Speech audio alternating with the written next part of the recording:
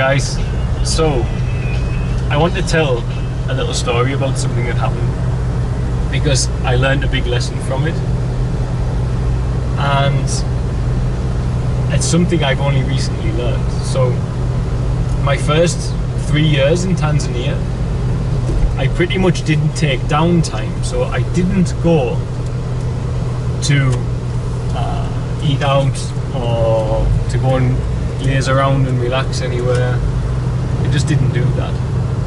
And a friend of mine who I have a lot of admiration and respect for, who is a very strong spiritual and Christian lady, she said to me, you need to look after yourself as well, you have to do that. And one weekend she invited me out for a lunch with Fritzi.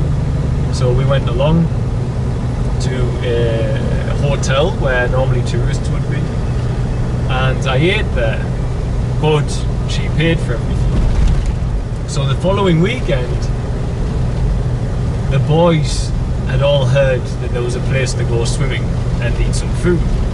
So I'd never taken the boys for a day out or anything, and I said, okay, we'll take them to this hotel that had a swimming pool and let them have something to eat and let them learn how to swim at the same time as well. So I did that, and I bought lunch for everybody and swimming and stuff like that.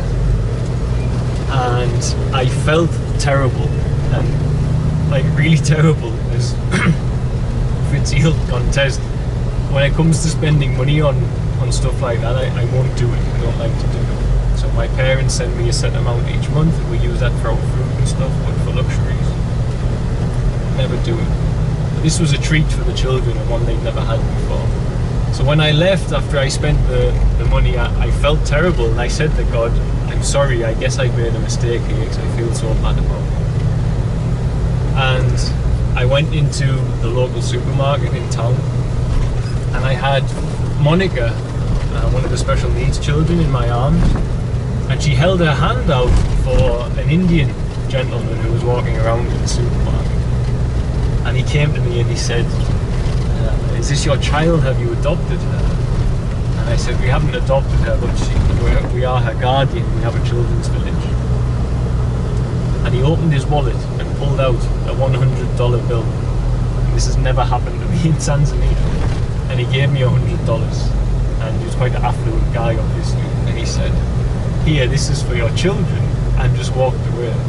And I was speechless, and I was like, Fritzi, you won't believe this. So that was my sign from God, because as I say, I spent 3 years not relaxing, not taking time for myself. And I eventually got very sick because of that last year. I had a lot of stomach problems. I was exhausted. It's because I hadn't taken the time for myself to relax in an environment I've grown up in and gotten used to. So God used that little lesson to tell me, make sure you look after yourself as well as everybody else. So, and that's universally the message for everybody, I think, as well. So I just wanted to share that little story with you all.